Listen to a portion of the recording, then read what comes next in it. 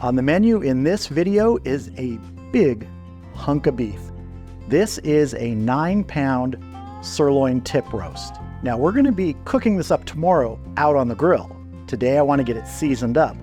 But just to mention a little bit about what a sirloin tip roast is a very lean cut of meat inside. You will see surface fat here, and we're going to leave that. We want all the fat we can get on this. Now, two ways that I usually do this are smoking it till it's about 130 internal, chilling it down, and then slicing it thin for like roast beef sandwiches.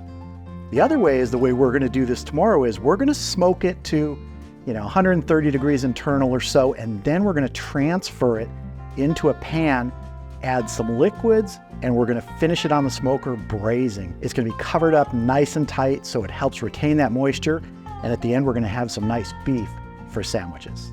Right now I'm going to get this seasoned up with my SPG mixture, which is 1 part kosher salt, 1 part cracked black pepper, and half a part granulated garlic.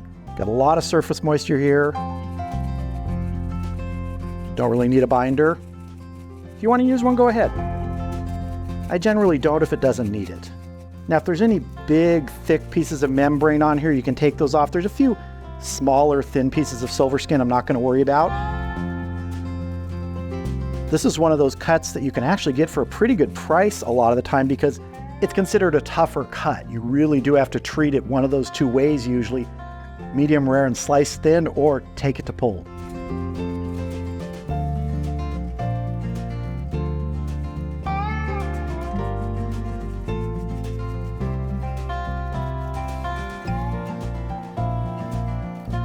Another little dusting on this side. This is a big hunk of meat. It can take a lot of seasoning. It can handle it.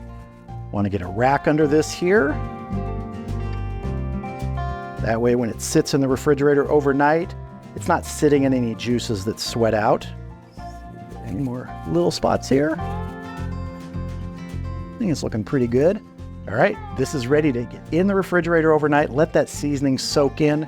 And tomorrow, I will see you out at the Lone Star Grill's offset smoker.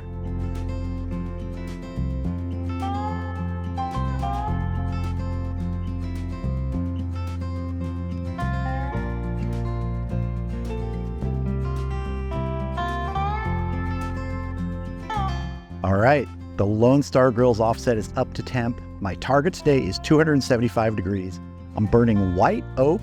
And as you saw, there's water in the cook chamber. This cooker can hold water right in the bottom of the cook chamber. Really helps keeping pieces moist when you need to, and we want to keep as much moisture in this sirloin tip roast as we can.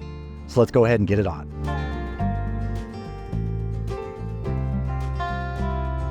I'm gonna get my temp probe in here to the thickest part.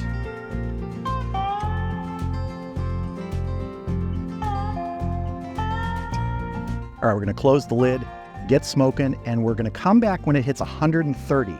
At that point, if I wanted to do that, pull off, chill it, and slice it, that'd be great for roast beef.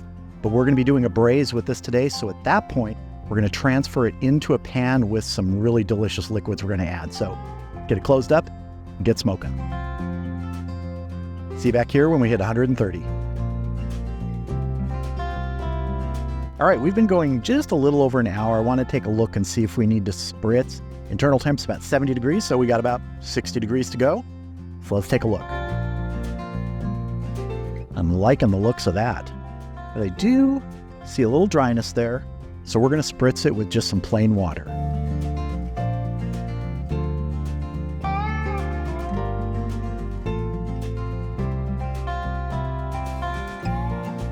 I'm on my second piece of white oak after starting. I usually start with 2 small ones to set a base of coals. I find that each one, which are kind of half splits for me, about 10 inches long, they run about 45 minutes to an hour at this 250 to 275 temp. So I'm going to close this up now, and I will see you back here when we hit 130.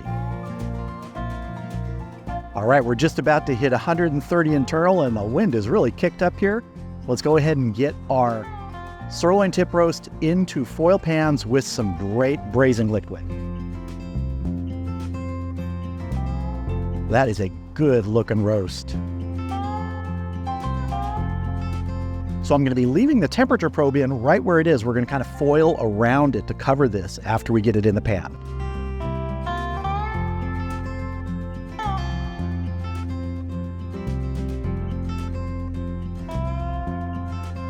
Get some chopped onions in here.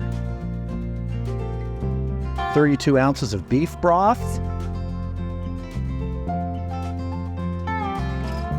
And I'm going to add half a bottle of red wine.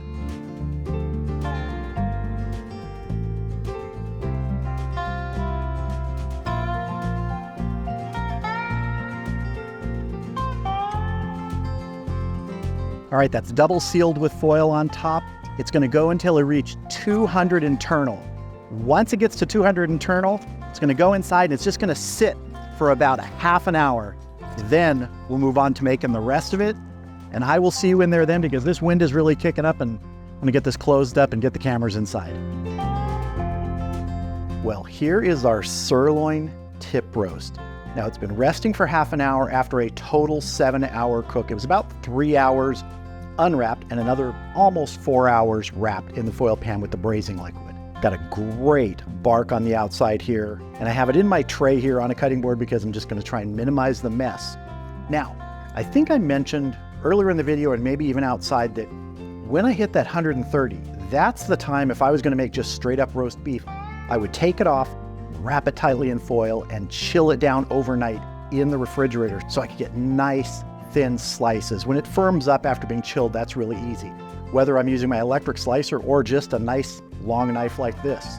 So the plan today was going to be to shred this, use forks and pull it apart and do some shredded beef. But the look of this right now is just so nice that I think I'm going to actually try and do some thicker slices, not like roast beef slices, because this is cooked to brisket doneness. I think I'm going to try and slice this and see if it'll hold together so we can make some great sandwiches that way. Now, my grain, I believe, is running this way, but I'm still going to cut across here to get a first initial cut.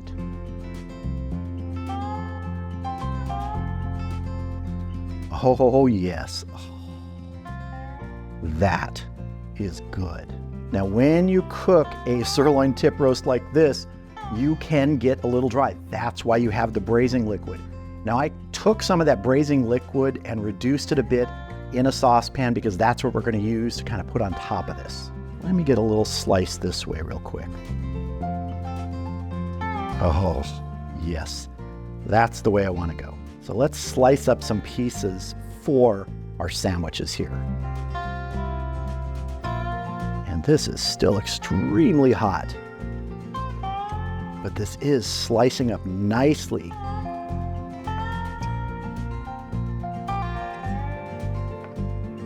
See, if I wanted to, I could just pull this apart and do that shredded beef, but I want to try and do it as a sliced beef sandwich. So I've got my brioche bun here, and what I'm going to do is here's some of that slightly reduced braising liquid, and I'm going to dip my beef in it just like a beef dip sandwich and start piling it on.